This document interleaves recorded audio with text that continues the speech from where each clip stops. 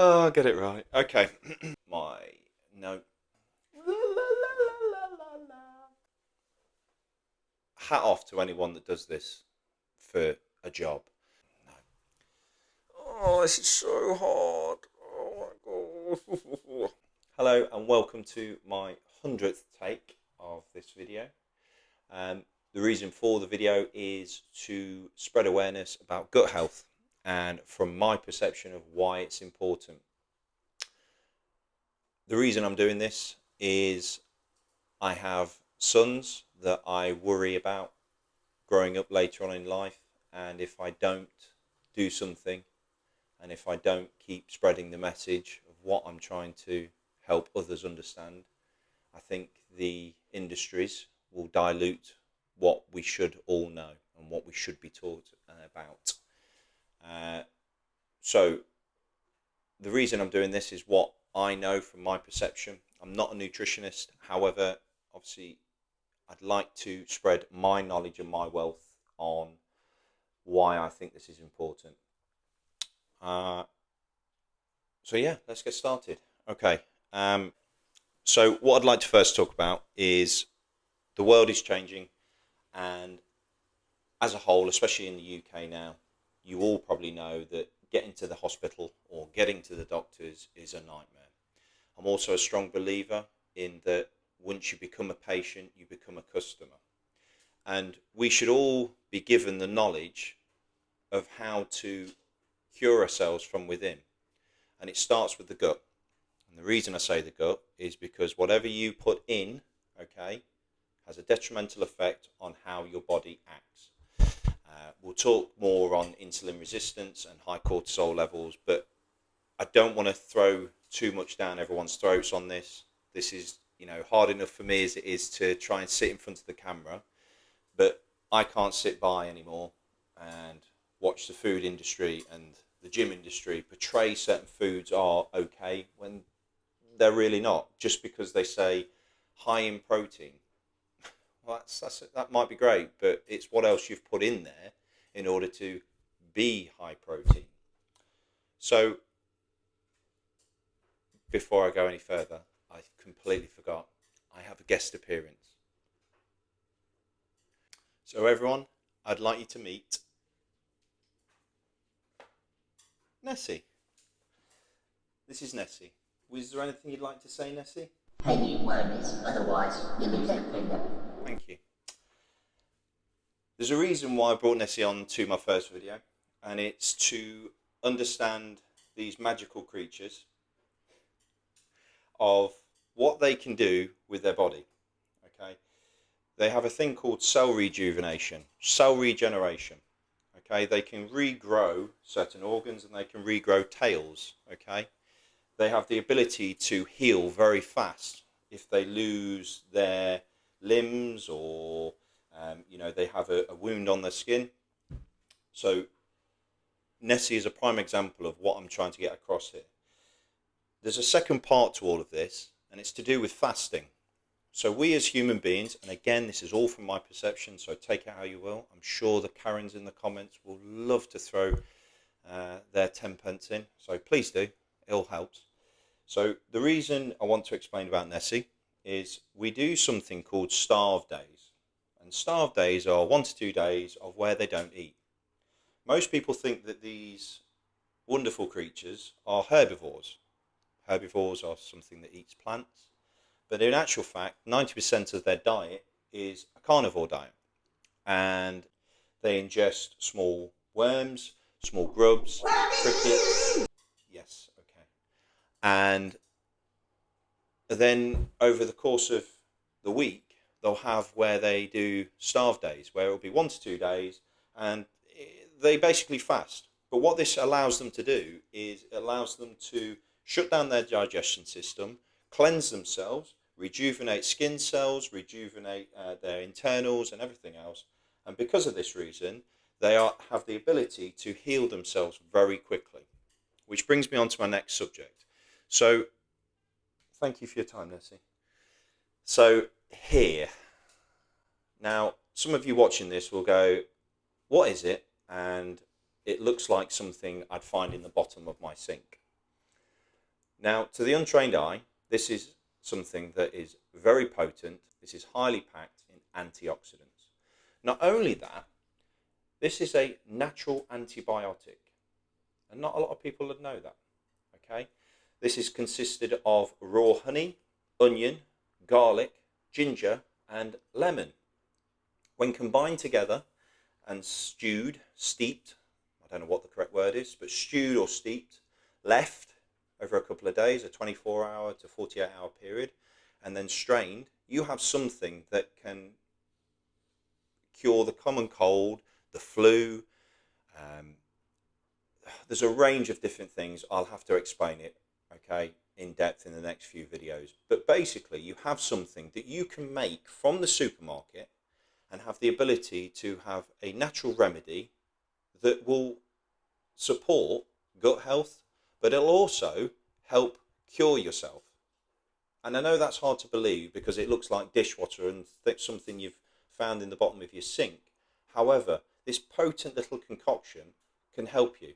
So you didn't have to go to the doctors and you didn't have to go to the hospital to obtain certain pills that are filled with stuff that we don't understand. This is a natural remedy. And all can be made from your kitchen. The common cold, the flus, the coughs, all of it disappeared in hours. Not days, not weeks, hours. How is that? So I'm more than happy to share that with you, and I'm more than happy to go into depth with you. I want to move on to the next lot of stuff that I'm trying to produce. So a lot of people are going to ask, Chris, what's with all this shit in the container? It's a nice spread, but what does it all mean? So I'm going to first go through each bit quickly because I don't have a lot of time. Lemons, okay. Weight management, okay. Helps cleanse your skin. It also has a property that can stop kidney stones. It's a lemon. You find it in the supermarket. Yet the industry are not going to tell you about these little potency things. Not only does it help with kidney stones, it also helps balance out your pH level within your gut. Okay, fantastic. Moving on to ginger. Ginger, okay. Eating its raw form is a terrible, terrible, terrible idea. I wouldn't advise it, but give it a good old chew. The reason I bang on about ginger so much is the anti-inflammatory property. They have this powerful anti-inflammatory property about them that helps you get rid of inflammation. Again, I'm going to try and fit all this in very quickly. You have a car. This is my analogy on all of this. You put low-grade oil into it, low-grade fuel, and a low-grade filter. Okay, so this is your body. Okay, and it'll run along and it'll keep going, but it will never at its full potential. And no matter, even if you put the odd high-grade fuel in, okay, it's never going to be where it is, right? And over time, and years and years and years, this car starts to slow down and starts to get clogged and has these nasty deposits within its engine. So it starts to clog up and it starts to slow down. This is your body, okay? Over years and years and years of you going out on the lash like I did, guys, I hope you're watching this. Thank you for all the years of memories. I wouldn't be where I am now if it wasn't for you guys. I wouldn't change a thing. So thank you. Back to my point, the years and years and years of putting this highly processed foods into your body, out on the lash every weekend, living for the weekend and living on crap, takes a toll on your body. And these high sugary foods and high amounts of carbohydrates create insulin resistance. So you put something into your body, okay, goes in. Obviously, your saliva enzymes obviously break down the foods. You are given insulin, okay, to break down the sugars and carbs and everything else that your body needs, okay. And then obviously stomach lining is used for absorption. But if everything is off balance and if everything that we're trying to get into our body is resistant to the insulin isn't going to break it down properly. And then all of a sudden, you're going to have these carbs and fats and everything else that your body doesn't know what to do with. So it puts it into what I call storage mode. Your body goes into storage mode, and then no matter what you do, you're bloated in the face, you're depleted in energy, you're always lethargic and tired, and you're in this circle of you cram something in your face and all of a sudden you crash 10 minutes later. High on life, crash. High on life, crash. All of these things can be completely eradicated by taking care of your gut health. And how do I know this? Because I was that guy. I was that person. So the next bit I want to talk about is people that have influenced me, that have helped me understand things. One of them is Barbara O'Neill. Barbara O'Neill has no qualifications whatsoever within the nutritional industry. However, she has cured millions and educated millions on how to understand how your body works, what foods do what, how things work. She is an inspiration, and I wish I had the book here right now. However, are you pooping? So, Barbara O'Neill is one of the people that influenced me into starting to look into ways that I can cure my gut, because I was one of those people that suffered with high cortisol levels, depleting energy, always lethargic, always tired. I've gone from that individual to being able to get up at 3 a.m, go to the gym, go for a run in the evenings, okay, while doing my own life and everything else.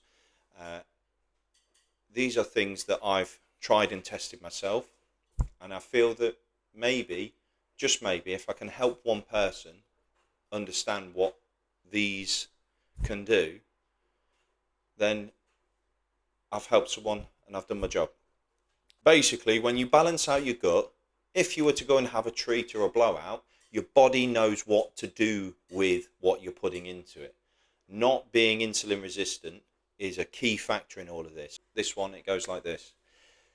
In this world, no matter what you do, no matter how hard you try, you're never going to be liked by everyone.